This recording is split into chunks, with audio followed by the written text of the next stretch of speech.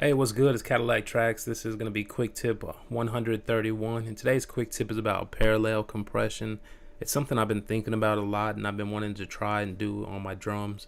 But the way we have it set up, our machine inside of Fruity Loops, and if you're here on my channel and you're using Machine and Fruity Loops, it's a little bit different because we have the audio going out into Fruity Loops. So we can't just route it internally like most of the videos that you see on this subject on Machine do. But it's the same process, and I just wanted to give y'all a little insight on how to do it. And I really just kind of figured this out by thinking it out, taking the time to really think it out.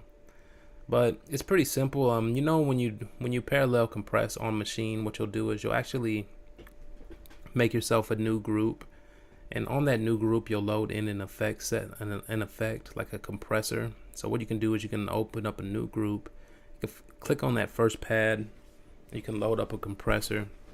But the important thing is with us using Fruity Loops is that that group needs to be dedicated to its own mixer channel. If it's not dedicated to its own mixer channel, by default it'll just go to the master, right? So if you click on the mixer, it'll just go to master, and that master will go to whatever track Machine is on.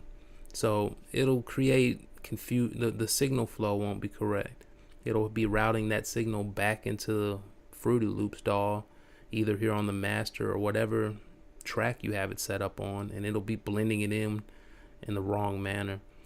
So what you have to do is just make sure that the group has its own mixer slot. You can see that this group right here, this is my dedicated Perform Effects group, and it has its own mixer slot.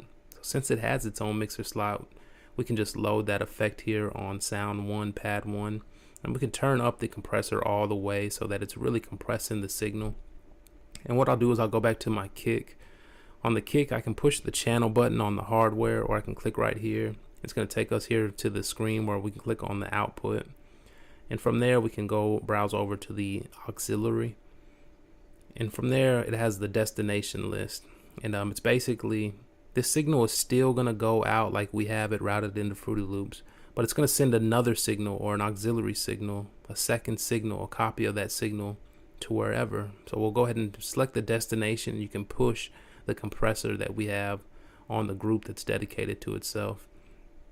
Once we've set that up, you set the level. You want to set the level at 0 so that the kick will go through the compressor at 0. It won't have any extra gain or anything like that. It'll just come right through the compressor. And we've already set the compressor settings.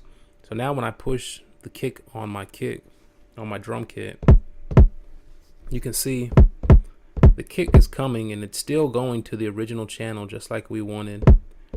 And you can see that the Perform Effects is lighting up too because the compressor is being hit. And you can see that it's coming through to its own channel. So now we have the original kick and then we have the compressed sound. And from here, we can do a lot. You could use your fader on Fruity Loops, and I could tell it how much parallel compression to do that way. Or I could use these faders here on Machine, or I can go into the mixer. I can turn down the amount on the compressor. So we can do it all those different type of ways to adjust the amount of compression. So this is how you parallel compress while it's set up to be routed into Machine. You just got to remember that you need that group with the compression to have its own channel inside of Fruity Loops. And you know that Fruity Loops, and when you set it up this way, you only have 16 outs. So 16 pads, you have 16 out options. So you don't want to fill up all your mixer slots with all the 16 so that you don't have a dedicated group that has its own mixer channel. It's real important to think about that because you have Perform Effects and they need their own group.